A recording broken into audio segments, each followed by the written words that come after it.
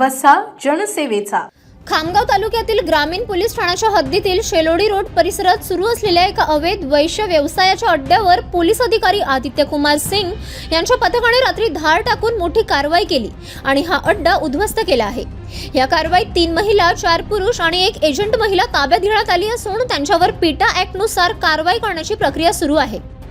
गेल्या अनेक दिवसांपासून शेलोडी रोडवरील एका घरात संशयास्पद हालचाली सुरू होत्या, तर या ठिकाणी कुंटणखाना चालवला जात असल्याची माहिती मिळाल्यावरून जिल्हा पोलीस अधीक्षक निलेश तांबे यांच्या आदेशाने IPS आदित्य कुमार सिंग यांच्या पथकाने शेलोडी रोड परिसरात सुरू असलेल्या अवैध वैश्य व्यवसायाच्या अड्ड्यावर छापा मारून ही कारवाई केली आहे।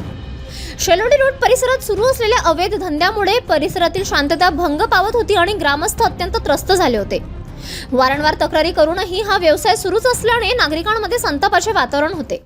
आज रोजी गोपनीय बातमीदाराकडून मिळालेल्या माहितीप्रमाणे पोलीस स्टेशन खामगाव येथील टीम, त्याचबरोबर LCB बुलढाणा यांची टीम अशी संयुक्त टीम बोलावून शेलोडी शिवारात बाळू झापर्डे यांच्या शेतामध्ये देहविक्रीचा व्यापार चालतो अशी माहिती मिळाल्यावरून आम्ही सदर ठिकाणी आलो असता त्या ठिकाणी 3 व्हिक्टीम महिला, त्याचबरोबर 3 आरोपी आणि 1 एजंट महिला असे लोक आम्हाला मिळून आले।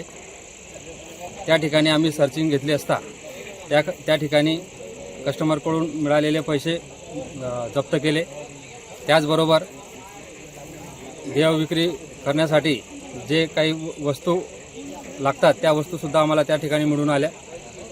आता त्यांना आम्ही ताब्यात घेऊन पोलीस स्टेशन येथे पुढील कारवाईसाठी घेऊन जात आहोत। City news.